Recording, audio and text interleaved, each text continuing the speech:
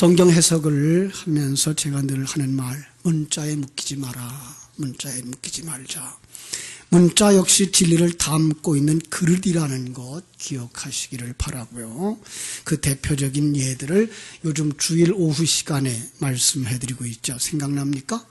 거짓을 버리고 라고 하는 말 때 그 거짓을 버리라는 말이 뭐죠? 진리를 모르고 율법을 말하는 것, 그것이 바로 거짓이니까 그것을 버리고, 그죠? 진리를 모르고 문자를 말하는 자, 그게 거짓말쟁이 그랬습니다. 참된 것을 말하라 그럴 때에 그것은 바로 율법을 말하는 것이 아니고 그 율법 안에 있는 진리를 말하라라는 말로 들어야 된다 그랬습니다. 죄를 짓지 말고라는 말을 할 때에 그 죄는 어떤 죄라 그랬죠? 하나님을 떠나는 것, 그죠? 그러니까 하나님 떠나지 마라라는 거죠.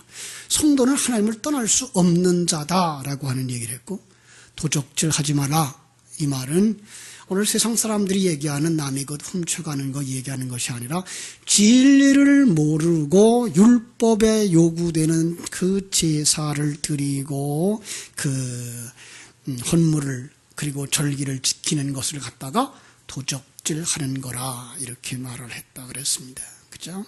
이렇듯 성경에서 요구하는 행위는 세상 사람들도 흉내낼 수 있는 그런 것이 아니라, 세상 사람들이 흉내낼 수 없는 오직 진리 안에 있는 성도들만 할 수 있는 것을 요구하고 있는 거예요. 예수 그리스도로 말미암아 거듭난 자들, 진리를 가진 그들만 해낼 수 있는 것들을 표현해내고 있는 것을 우리는 볼 수 있어야 됩니다. 그래서 성경을 진리로 읽어낼 수 있어야 되는 거죠. 그래서 이제 십계명을 이제 이렇게 강론할 때쯤 되어져서 제가 다시 시작을 합니다. 왜? 중요한 부분이기 때문에. 그죠? 여러분, 십계명을 왜 주셨을까요? 한번 생각해 보세요. 십계명을 왜 주셨을까? 조금 더 뒤로 물러서서 언제 주셨을까? 그죠? 이런 것들을 알아야 돼요. 그래야만 그 말씀 주신 것을 정확하게 이해할 수가 있어요. 제가 그래서 출애굽기 20장을 읽어드렸는데, 출애굽기 20장은 어느 상황이죠? 이스라엘 백성들이 출애굽해서 홍해를 건너고 광야를 거쳐서 어디까지 왔어요? 시내산까지 왔어요. 그 기간이 얼마 걸렸어요? 50일 걸렸어요. 그래서 50일쯤 걸려서 그들이 출애굽의 그 과정 속에서 그들이 상당히 많이 지쳤고 상당히 많이 회의를 가지고 있을 때예요. 왜냐하면 그들의 출애굽의 기적은 너무나 놀라워서 정말로 이 세상에서는 못 살겠다라고 생각해서 애굽을 떠났는데, 그럼 하나님이 우리 인도하는 그 삶은 얼마나 멋있을까라는 기대를 가지고 가는데 그 광야 생활은 이건 애굽 생활 같지가 않은 거예요. 애굽 생활은 거기는 참 기름진 땅이었다 그랬죠? 늘 수고하면 수고한 대로 열매를 거둬요. 인간이 수고하면 수고한 대로 마음대로 되어져요. 그런데 홍해를 건넌 그 이후부터는 그들은 어떻게 돼요? 하나님만 보고 살아야 되는 거예요. 하나님이 비 내려 주셔야 비를 맞이하고, 하나님이 만나 내려 주셔야 만나 먹고, 하나님이 메추라기 주셔야 메추라기 먹는 거예요. 그들은 자기들이 원하는 음식들을 욕망하게 되는 거죠. 그리고 고깃가마 곁에서 먹던 것, 그런데 그 고깃가마가 대부분 어떤 고깃가마였을까요? 우상에게 제사 드리는 그런 고기였어요. 결국은 그것에 배부른 것들을 그리워하는 거죠.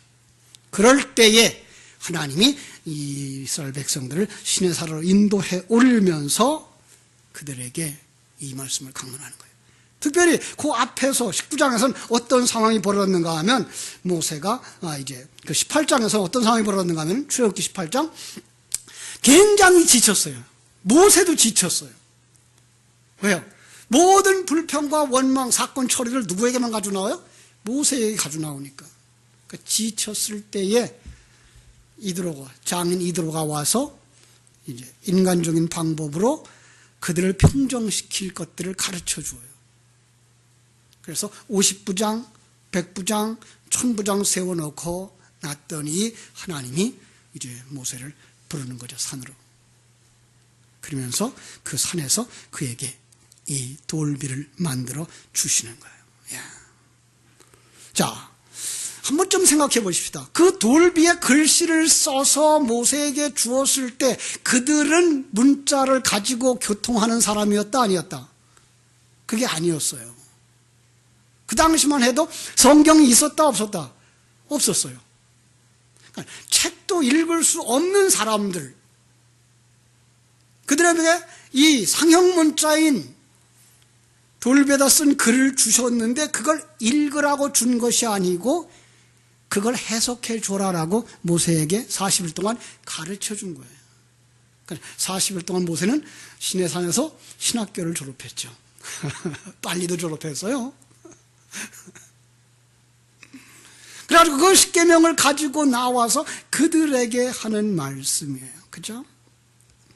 자, 하나님이 모세를 중보자로 세우고 대언자로 세우고 하나님이 하나님 되심, 그렇죠?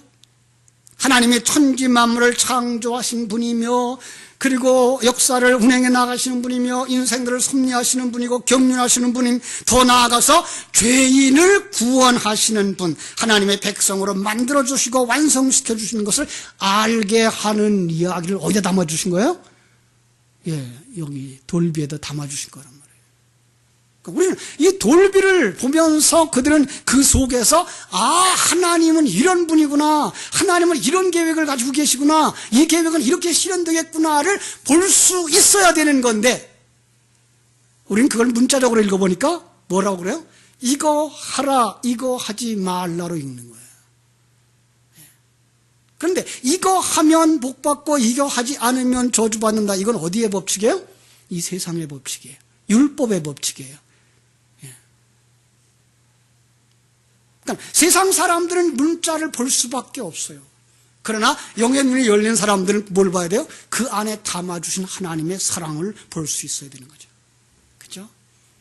그래서 예수님은 그 십계명에 대해서 뭐라고 말했죠? 그걸 요약했어요. 뭐라고 요약했어요? 하나님을 사랑하라 하는 것이고 내 이웃을 내 몸과 같이 사랑하라 하는 것이라 그랬습니다. 자, 이것도 또 이제 세상 사람들의 얘기를 그대로 가지고 말하면 너희들 열심히 하나님 앞에 가까이 나가라라고 하는 얘기처럼 들리고, 그리고 내게 있는 걸 모든 것 가지고 옆집에 있는 친구 다 퍼주어라라고 생각하는 것처럼 들리는 거죠.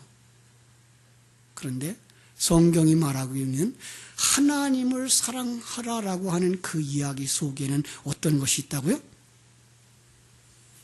그 하나님의 존재와 그 하나님의 크고 놀라우심과 그분이 창조주 되심과 당신의 주인 되심, 당신의 아버지 되심을, 그리고 당신의 구원자 되심을, 지금도 당신의 인생 속에서 일하고 계심을 깨달아 아는 것, 그걸 알 때 그 사람을 뭐한 사람이라고 여긴다?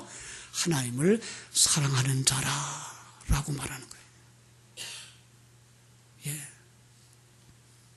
왜 그렇게 되죠?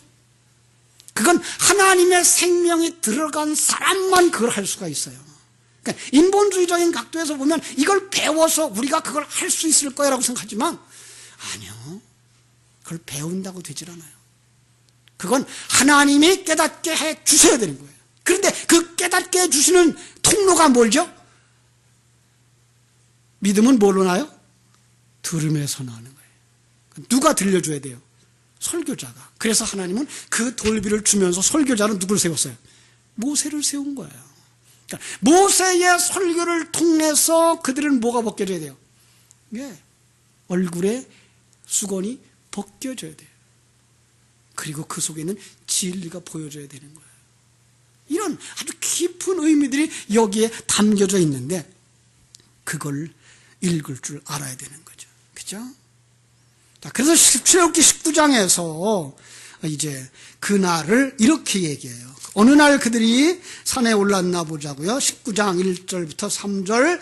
이스라엘 자손이 애굽 땅을 떠난 지 제3개월이에요. 제3월이에요. 3개월이 되던 날이 아니고 제3월 그날에 그들이 시내 광야에 이르니라. 제3월이에요. 그럼 언제 떠나죠? 6월절 날 떠나요. 6월절 날이 며칠 날? 14일 날 양을 잡으니까 15일 날 되겠죠. 그래서 15일 날 떠나서 그 달에 며칠이 지나갔어요? 보름이 지나갔고, 두 번째 달을 30일 지나갔고, 그러면 50일 되려고 그러면 세 번째 달 며칠 날? 닷새 날. 바로 그날, 하나님이 정하신 그날에 시내산에 올라간 거예요. 오순절인 거예요. 그리고 그들에게 이렇게 말씀하시는 거죠. 우리 3절부터 볼게요. 모세가 하나님 앞에 올라가니 여호와께서 산에서 그를 불러 말씀하시되 너는 이같이 야곱의 집에 말하고, 이게 뭐예요? 이스라엘 자손에게 말하라. 그들에게 가서 이렇게 말하라. 내가 애굽 사람에게 어떻게 행하였음과 내가 어떻게 독수리 날개로 너희를 입어버 내게로 인도하였음을 너희가 보았느니라. 세계가 다 내게 속하였나니 너희가 내 말을 잘 듣고 내 언약을 지키면 너희는 모든 민족 중에서 내 소유가 되겠고 너희가 내게 대하여 제사장 나라가 되며 거룩한 백성이 되리라. 너는 이 말을 이스라엘 자손에게 전할지니라. 예. 너희가 보지 않았느냐? 너희가 경험하지 않았느냐? 내 언약을 알지 않느냐? 내 언약을 지키면 너희는 내 백성이 되리라. 여러분, 이것도 뭘로 읽으면 안 돼요? 문자대로 읽으면 안 돼요. 문자대로 읽으면 누가 먼저 지켜야 되죠?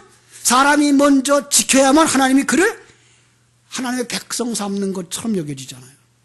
그러면 이것은 하나님이 먼저예요? 사람이 먼저예요? 사람이 먼저가 되는 거예요. 그럼 하나님의 생명이 들어간 자들은 뭐예요? 그렇게 하게 되어져 있다라는 것을 읽어야 되는 거죠. 그죠?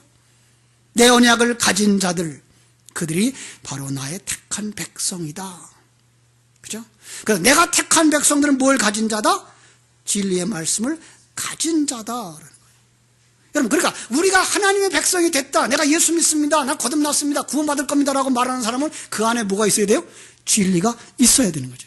그걸 갖다가 아들을 영접했다라고 말하는 거고 성령을 받았다라고 말하는 거죠. 그냥 그대로만 읽어서 내 언약을 지키면 너희가 내 백성이 되리라라고 말하면 그건 율법 체계예요. 세상 체계인 거예요. 그건 원인에 따른 결과가 사람에게 나타나는 것. 그죠? 그리고 원인도 어디에 있어요? 사람에게 있는 것. 이렇게 돼버리는 거죠. 자, 은혜가 무엇입니까? 은혜 받았습니다. 은혜는 하나님이 먼저 일하심으로 원인이 누구에게 있어요? 하나님에게 있고 우리는 바로 그 결과가 우리에게 주어진 거예요. 그래서 그들을 시내산으로 올라오라 할 때에 하나님이 그들에게 3일 동안 옷을 빨고 정결케 하고 순종하게 하라 그랬습니다. 자, 3일 동안, 그죠? 3일은 어떤 기간 동안이죠? 엿새의 절반, 그죠? 엿새의 절반이에요. 인생이에요. 우리의 인생토록 뭐 해야 되는 거예요? 옷을 빨아야 되는 거예요. 뭘로 빨아야 돼요? 예수의 보혈로. 예수의 몸 안에서 나온 그것, 뭐예요? 진리로. 그 진리로 옷을 빨아야 옷이 휘어지지, 예수님의 보혈로 옷을 빨면 옷이 어떻게 된다? 빨가진단 말이에요. 우린 그런 생각 안 해요. 그죠? 그래서 하나님이 정결케 하시는 것, 그죠? 마치 죄인된 우리가 하나님 앞에 나올 수 있었던 것이 예수 그리스도의 십자가의 부활, 그죠? 그 3일 동안의 사역으로 말미암아서 되어진 것과 같은 거죠. 자, 19장 20절부터 24절 제가 읽어드릴게요. 19장 20절. 여호와께서 시내산 곧 그 산 꼭대기로 강림하시고 모세를 그리로 부르시니 모세가 올라가매 여호와께서 모세에게 이르시되 내려가서 백성에게 경고하라. 백성이 밀고 들어와 나 여호와에게 와서 보려고 하다가 많이 죽을까 하노라. 또 여호와께서 가까이 하는 제사장들에게 그 몸을 성결히 하게 하라. 나 여호와가 그들을 칠까 하노라. 과거의 성경은 뭐라 그랬죠? 돌격할까 하노라 그랬습니다. 뭘 강조하는 거죠? 난 거룩한 자야. 내 앞에 죄인은 설 수 없어. 왜? 죽는다 이거죠. 이사야서 6장에서도 이사야가 성전에 올라가서 그 강림하신 하나님을 보고서 어떻게 돼요? 오라 나는 큰일 났도다. 죽게 되었도다. 왜? 내가 부정한 자로서 하나님을 배웠음이로다. 바로 죽게 되는 거죠. 죄인이 거룩한 하나님을 보면 죽는 거죠. 그래서 하나님이 시내산에서 모세를 부르죠. 저들을 가까이 오지 못하게 하라. 왜요? 그들은 아직도 죄인이기 때문에. 이스라엘은 아직도 자기가 살아있는 거예요. 그들이 지금 출애굽했지만, 그들 속에 새 생명이 있지만 아직도 뭐가 있어요? 그들 속에 아직도 옛사람이 남아있는 그 상태인 거예요. 그죠? 여기서 모세가 그 중보자의 역할을 하는 거죠. 예수와 같이 중보자의 역할을 하는 거죠. 그래서 모세가 백성들에게 내려가서 그들에게 고하는 말씀이 20장인 거죠. 19장 25절 이렇게 말하죠. 모세가 백성에게 내려가서 그들에게 알리니라, 그들에게 고하니라. 하나님이 이 모든 말씀으로 말씀하여 이르시되 나는 너를 애굽 땅 종되었던 집에서 인도해낸 네 하나님 여호와니라. 여호와가 무슨 뜻이라고 알고 있죠? 하나님의 이름, 그죠? 여호와 하는 사람들이 출애굽기 3장 14절을 들어서 스스로 있는 자라고 해석을 합니다. 예, 맞습니다. 하나님은 스스로 있는 자입니다. 그런데 요즘은 히브리어를 연구하는 연구자들이 그 과거 성경을 연구하기 시작했습니다. 처음 성경을 주었을 때 히브리어는 읽으라고 줬을까, 보라고 줬을까? 예, 상형 문자입니다. 보라고 줬습니다. 그걸 읽을 수가 없습니다. 그 글자 하나하나에다가 하나님의 뜻을 담아 주었기 때문에. 그래서 그 여호와라고 하는 글자의 뿌리 글자를 뭐로 받는가 하면 하야라는 있다라는 것으로 받고, 그리고 그거의 뿌리를 또 숨을 쉬다라는 뜻으로 받습니다. 그러니까 하나님은 시간과 공간 세계의 언어를 가지고 있지 않는 분, 어떤 형상을 가지고 있지 않는 분. 그래서 하나님은 모세를 통로로 삼아서 내가 내 입을 열어서 내 말을 하자라고 하는 말이 바로 여호와라는 뜻이라는 거예요. 잘 알려지지 아니하는 의미입니다. 그러니까 여호와라고 하는 이름은 뭐예요? 너를 들어서, 내 입을 들어서 내 말을 하자. 그러니까 사람의 입을 통해서 하나님의 말씀을 하시는 분, 그게 여호와라는 의미예요. 그분이 모세를 애굽에 보내서 이스라엘 백성을 구원하셨죠. 자, 처음 그들이 이제 모세를 보낼 때에, 하나님이 모세를 보낼 때에 모세가 뭐라 그랬는지 아시죠? 출애굽기 4장 10절. 모세가 여호와께 대답하죠. 주여, 나는 본래 말을 잘 하지 못하는 자요. 그죠? 주께서 주의 종에게 명령하신 후에도 역시 그러하니 나는 입이 뻣뻣하고 두 혀가 둔한 자니이다. 이 말을 잘 그 문자적으로 풀어보면 그렇습니다. 나는 말이 죽은 자입니다. 예. 진리를 선포할 말을 가지고 있지 않다는 거죠. 진리를 선포할 그 기능을 가지고 있지 않다는 거죠. 왜요? 죽은 자니까. 입이 뻣뻣하여 라고 하는 말, 그 입이라고 하는 말이나 우물이라고 하는 말에다가 무거운 것이 눌려서 막혔다라는 뜻이에요. 예. 그러나 우리 인간의 육신의 입은 진리를 말하는 데는 뭐였다? 막혀있다라는 거예요. 난 그렇게 막혀있는 자입니다. 혀가 둔하여 라는 말, 혀, 불꽃이 갈라짐, 역시 카베드라는 말을 써서, 카베드, 뭐 카페트하고 비슷하죠? 그게 뭐예요? 역시 눌렸고 막혔습니다. 어떤 사람은 그래, 모세가 말더듬이가 되었다라고 얘기를 하는 거죠. 아니요. 그는 가진 진리가 없어서, 진리가 없는 마른 운물이어서, 그리고 크고 무거운 걸로 덮여지고 막혀버린 셈이어서 나는 할 수 없습니다. 그랬더니 하나님이 11절에서 뭐라 그랬어요? 출애굽기 4장 11절. 누가 사람의 입을 지었는가? 누가 벙어리, 귀머거리, 소경, 눈뜬 자가 되게 했느냐? 나 여호와가 아니냐? 무슨 뜻이죠? 내가 어떤 의도가 있어서 그들에게 벙어리 되게 하고, 그들에게 귀머거리 되게 하고, 그들에게 소경 되게 하고, 그들의 눈을 뜨게 하지 않았느냐? 내가 그들을 통해서 그 말을 하고 있는 거다라는 거예요. 진리가 없어서 말할 수 없는 자, 그게 벙어리고요.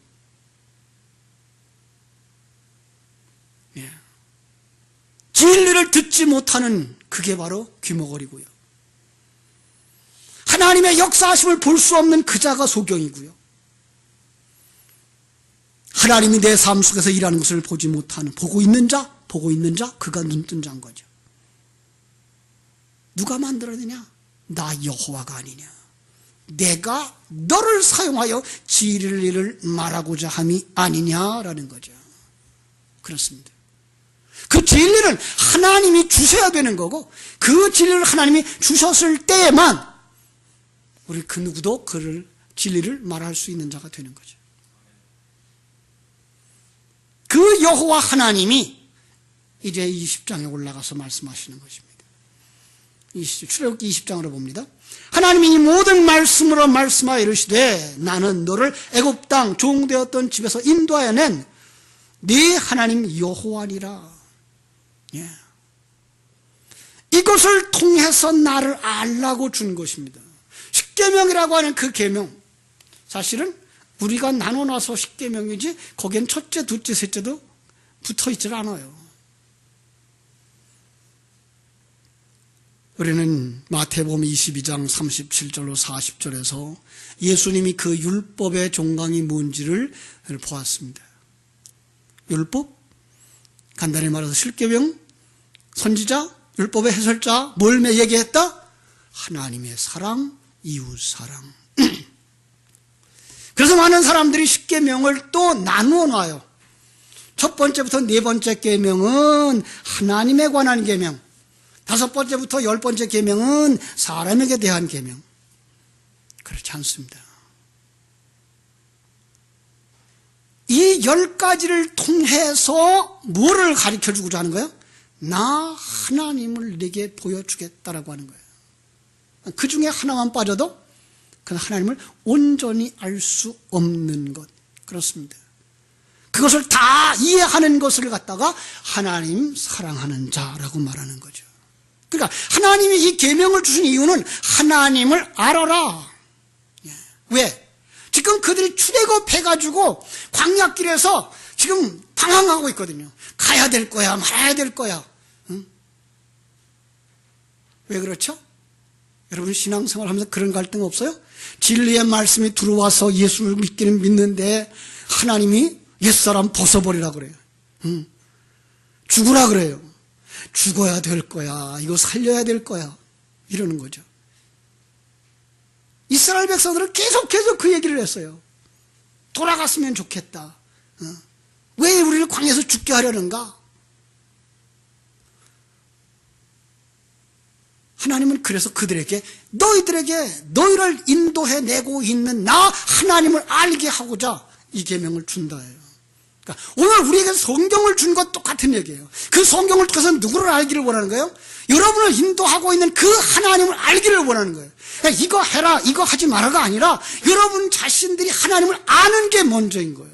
그 하나님을 알지 못하면 아무리 이거 해라 저거 해라 그것 해도 아무 소용이 없다는 거죠. 그게 요즘 주일 오후에 진리로 하여금 일하게 하라라고 하는 주제를 가지고 계속 강론하는 내용 아닙니까?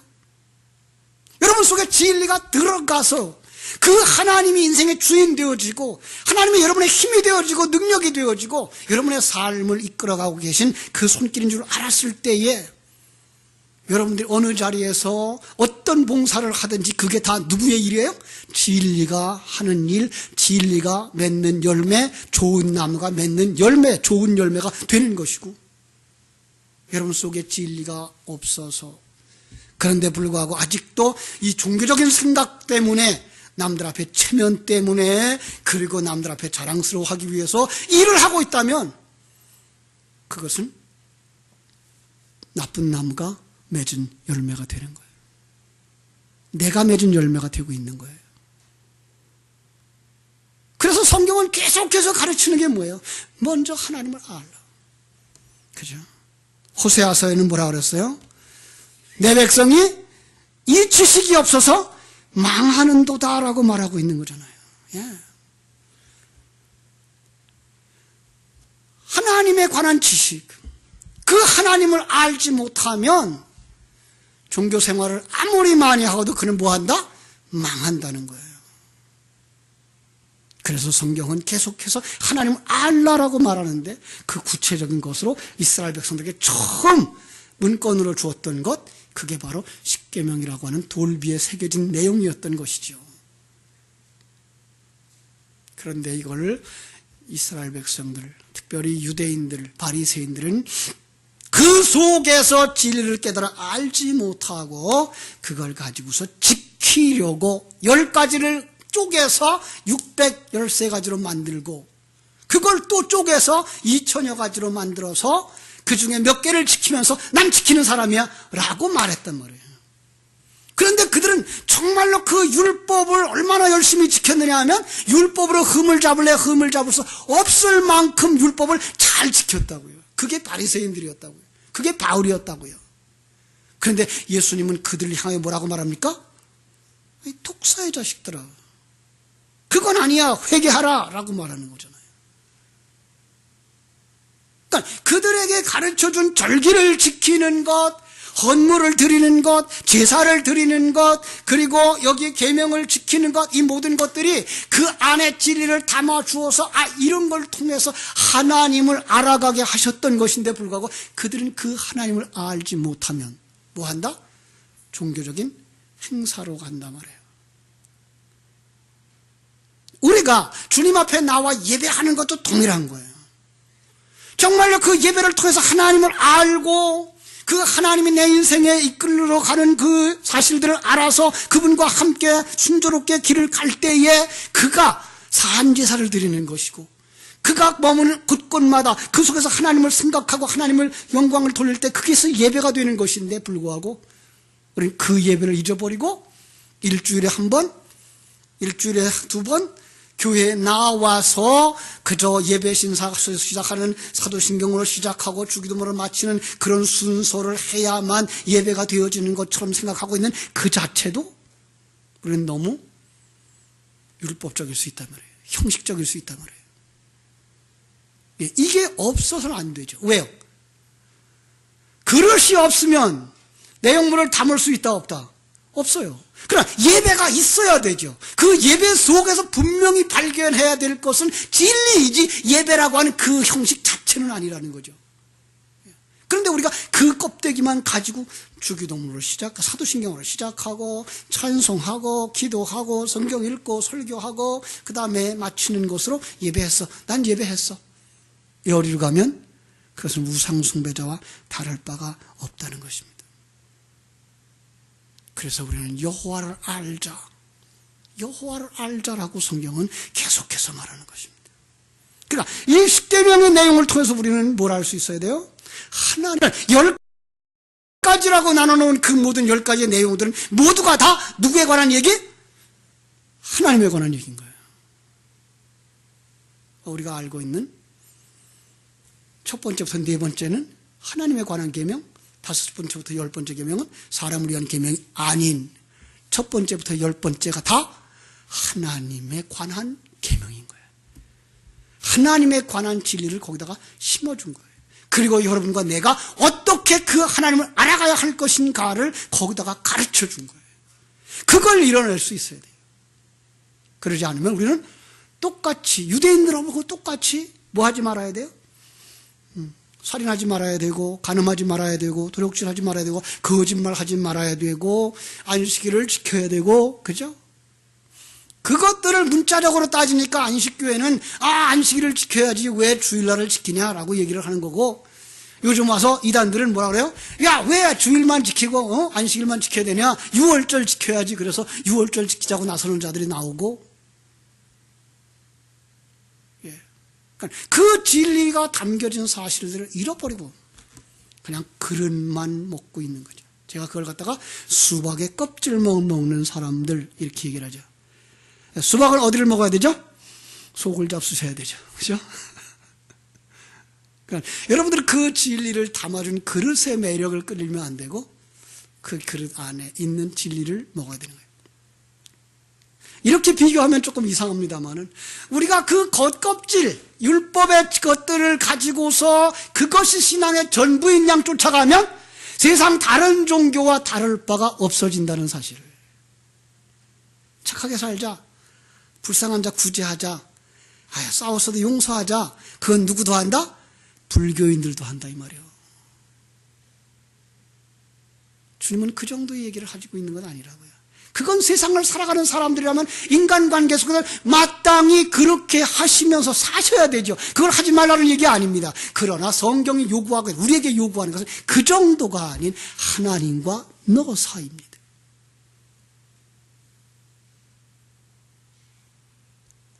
그래서 하나님을 사랑하는 자 어떤 사람이에요? 어떤 사람이에요? 그 은혜를 인하여 구원받은 그 감사와 감격을 가지고 사는데, 그죠? 하나님에 대한 감격.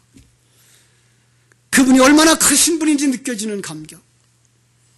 여러분에게 그 하나님의 존재를 보여주기 위해서 수천 년의 역사를 쓰시고 150광년 되는 우주를 사용하셔서 여러분과 내 속에 너를 지으신 그 하나님은 이렇게 크신 분이야 라고 말할 때에 너무나 가슴 벅차고, 그분이 우리를 구원하시기 위해서 다 사랑하는 독생자 예수를 창세전에 희생하시고 죽으시고 부활하시고 우리 안에 나타나셔서 성령으로 오셔서 우리 안에서 우리를 옛사람 벗겨버리고 새사람으로 완성시켜가는 그 과정 속에서 지금 이런 상황을, 저런 사건들을 거쳐가고 있는 것, 이걸 깨달아 알 때에 오늘도 만났던 그 아픈 일들이 나를 만드시는 하나님의 손길인 줄을 깨달아 알 때 그가 하나님을 사랑하는 자라는 거죠.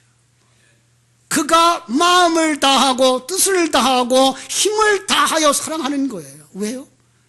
이제 그는 더 이상 자기가 자기 인생의 주인으로 살지를 않으려고 하기 때문에.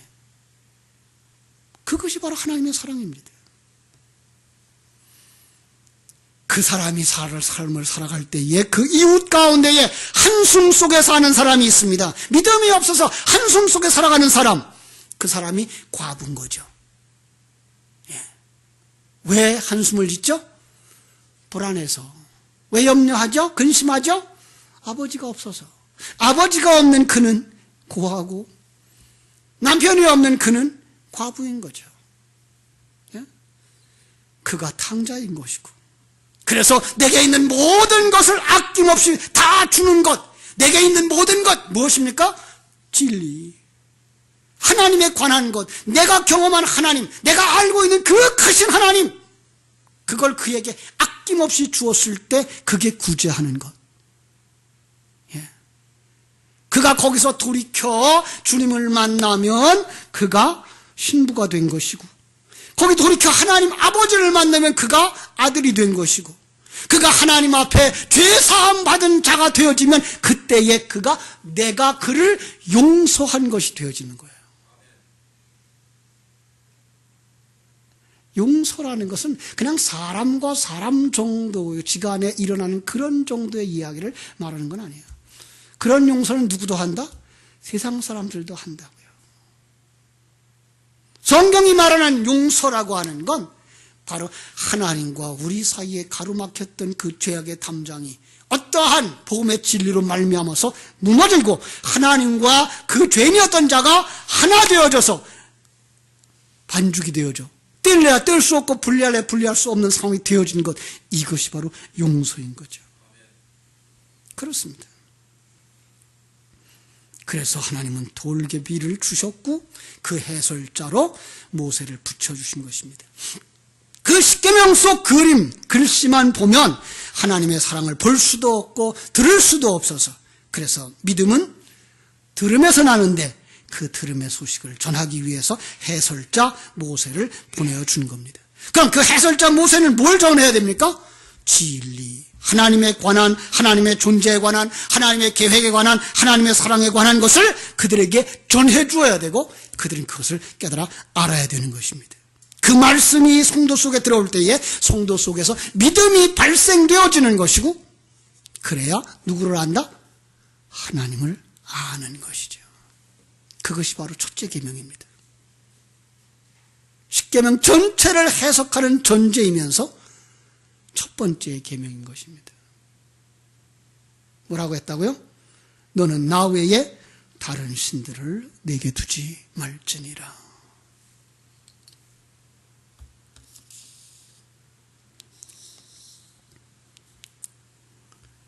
자, 참으로 성경을 읽는 사람들이 성경을 그 문자대로 보지 아니하고 더 깊은 의미 속에서 그 계명을 주신 이유를 봤으면 좋겠어요. 하나님을 알라. 그 하나님을 아는 것이 하나님을 사랑하는 것이다. 그 사랑을 진리를 이웃에게 주어서 그도 구원받게 하는 것, 그것이 이웃사랑이다. 이게 뭐예요? 십계명이라니까요. 성경을 읽는 사람들이 요것까지는 알아요. 선지자와 율법의 광령, 그죠? 율법과 선지자의 광령, 뭐라죠? 마음을 다하고 목숨을 다하고 뜻을 다하여 주 너의 하나님을 사랑하라. 이와 같이 네 이웃을 네 몸과 같이 사랑하라. 그런데 그 다음은 몰라요. 그냥 이걸 또다시 요 말을 뭘로 해석해요? 세상적이고 윤리도덕적인 그런 사전적인 방법으로 해석을 하는 거예요. 왜 못 알아들을까요? 세상 사람들이 그렇게 세상적인 개념을 가지고 설교를 수없이 많이 해왔기 때문에 베드로가 칼을 잘못 서서 어떻게 됐어요? 오른쪽 귀가 잘려진 것처럼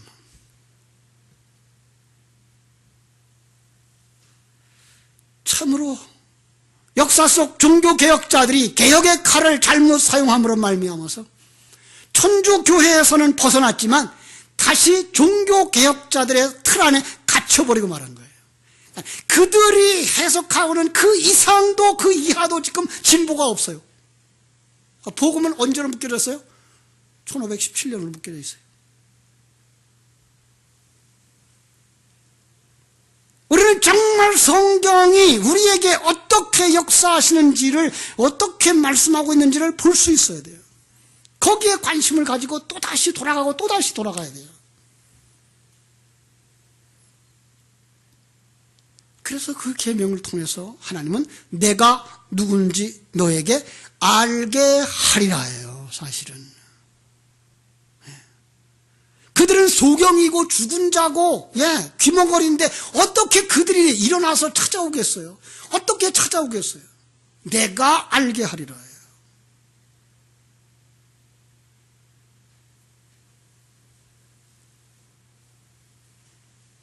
내가 누구다? 너희들 경험했잖아. 애굽 땅 종되었던 집에서 인도해낸 너의 하나님 여호와. 너는 나 외에 다른 신을 내게 있게 말지니라. 문자대로 해석하면 다른 신이 있다는 말처럼 들려요. 그죠? 그러나 너는 나만 신으로 여겨라라는 것처럼 들려요. 아니에요. 그건 오해입니다. 너는 나를 알잖아. 나 외에 다른 신은 없다입니다. 그러면 하나님 외에 다른 신이 있습니까?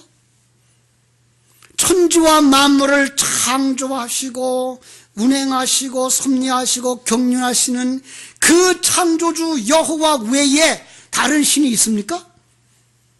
없습니다. 세상 사람들이 만들어 놓은 수많은 이야기 속에 나오는, 전설 속에 나오는 우상들, 지금도 일본은 신의 숫자가 800만이라면서요.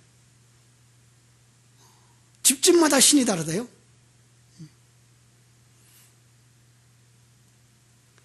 근데 우리가 아는 한 출애굽할 때에 10가지 재앙이 내려왔죠. 근데 그 10가지 재앙의 대상들이 다 뭐라 그랬죠? 그게 그들이 애굽에서 섬기던 신들이었다니까요.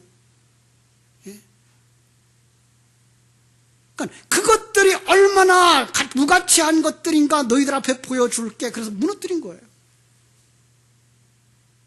요즘 요한계시록을 새벽마다 보면서 요한계시록에 나오는 무너져야 되는 그 많은 것들이 다 뭔지 아시죠? 우리들이 의지했던 것들, 세상의 세력들, 세상의 배경들, 세상의 힘들, 그것들을 하나님이 뭐 하신다고요? 진리의 말씀으로 부수고 성령으로 부숴내는 거죠. 그러니까 모든 것들은 신이 안에. 그 사단, 가끔 우리가 오해하는 게 뭔가 하면 귀신이 굉장히 강한 것처럼 여겨지고 있어요. 그래서 어떤 영화나 소설에 보면 하나님과 누가 싸워요? 막 귀신하고 싸워요. 까딱하면 하나님도 질 뻔해요. 그죠? 여러분, 그렇습니까? 성경 속에 마귀는 그냥 하나님이 쓰는 도구예요. 누구를 만들기 위하여? 자기 백성들을 만들기 위하여.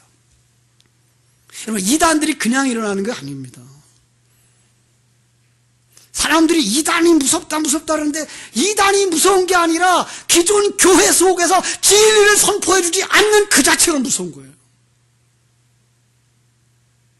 그러니까 진리를 먹지 못하는 자들은 이단이 집어먹도록 하나님이 허락하신 거예요. 여러분, 그래서 이단에 그렇게 많이 가는 거예요. 그것도 어떤 사람들이 거기 가요? 열심 있는 사람들. 자기 열심이 극심한 사람들. 그 사람들은 가게 돼 있어요. 하나님은 자기 백성들을 건져내는 그 외의 것들을 다 뜯어내리시려고 이런 2단도 쓰고 3단도 쓰고 마귀도 쓰는 거죠. 속지 마십시오. 정말 무엇이 진리인가 깨달아 하시고 여러분 그 속에 가셔야만 되는 겁니다. 여기서 말하는 신, 그것은 바로 천지와 만물을 창조하시고 섭리하시고 하나님의 백성들의 인생을 경륜하시는 분, 또한 죄악 속에서, 세상 속에서, 애국과 사단 속에서 구원시키는 그러한 신은 누구밖에 없다? 여호와 나밖에 없다 말씀하시는 겁니다. 우리는, 아니 이 세상이 알고 있는 하나님 외에 그 어떤 신이라는 것은 모두 다 하나님 외의 것입니다. 하나님이 만들어낸 것이고 하나님이 허락하신 것들입니다. 하나님의 백성이 아닌 자들을 다 끌어가라고.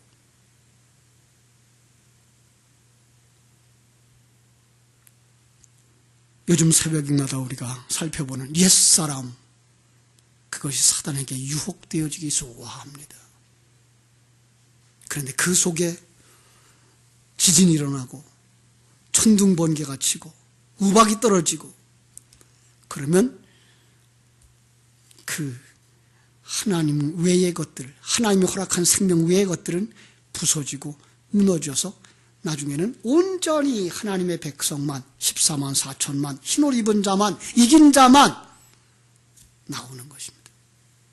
인본주의 입장에서 말하는 나를 섬길 자를 택하라라고 하는 얘기가 아니라 하나님이 내 안에 오면 눈을 열어 하나님만 참 하나님인 줄을 알아.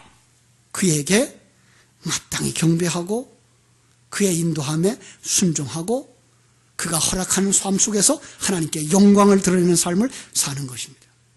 말씀을 정리하겠습니다. 첫 번째 계명은 무엇을 하라, 무엇을 하지 마라라는 것이 아니라 너희가 나를 아느냐? 내가 너희를 인도한 하나님이다.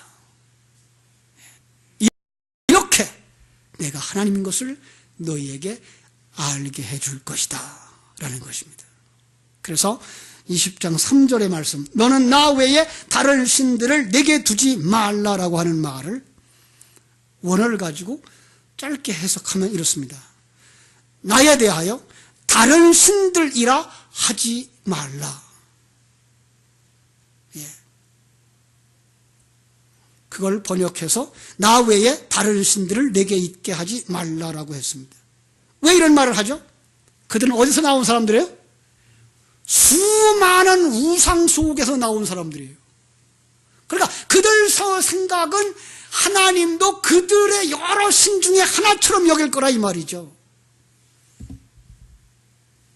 나를 그들처럼 여기지 마라라는 거예요. 어떤 면에서 그것은 내가 있기에 모조품들인 것이지 내가 진짜 하나님이다. 여러분, 하나님은 이 땅에서 자기를 설명하기 위해서는 반드시 모조품들을 사용해야만 되셨어요. 왜요? 보이지 아니하는 하나님, 하나님의 말씀으로 해도 우리는 듣지 못하는 그 하나님이기 때문에 이 세상에 어떤 것들을 들어서 이건 아니고 내가 참이야 라고 말씀하셔야 하기 때문에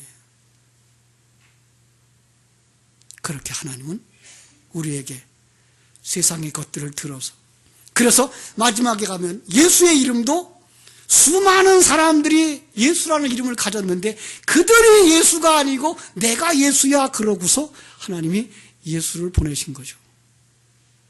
이해가 됩니까?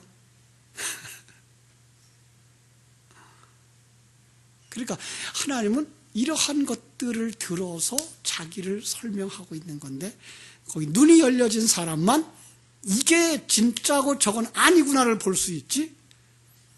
눈이 안 열리면 그거나 이거나 이렇게 얘기하고 오히려 저게 더 커 보이고 참 하나님이 작아 보이는 이런 상황이 빚어지는 거죠. 신령한 눈이 열려지는 귀한 성도님들 되셔서 하나님을 깊이 알아가게 되기를 주님의 이름으로 축원합니다. 기도하겠습니다. 하나님 우리 아버지 크신 은혜와 사랑을 감사하옵고 찬송과 영광을 하나님께 드립니다. 하나님의 사랑하심을 입은 귀한 자녀들 속에 출애굽한 이스라엘 백성들에게 말씀하셨던 그 진리의 말씀으로 말씀하셔서 너희는 알라 내가 참 하나님이며 너희를 죄악 가운데서 건져낸 여호와라 라고 말씀하시는 음성을 들을 수 있게 해주시고 세상의 많은 우상과 세상의 많은 어떤 신들과 같은 종류 중에 하나가 아닌 정말로 참 하나님 천지와 만물을 창조하시며 우리 인생들을 창조하시고 우리 인생들을 구원하시는 참 하나님인 것을 아는 지혜가 있게 하여 주시옵소서. 예수님의 이름으로 기도하옵나이다. 아멘.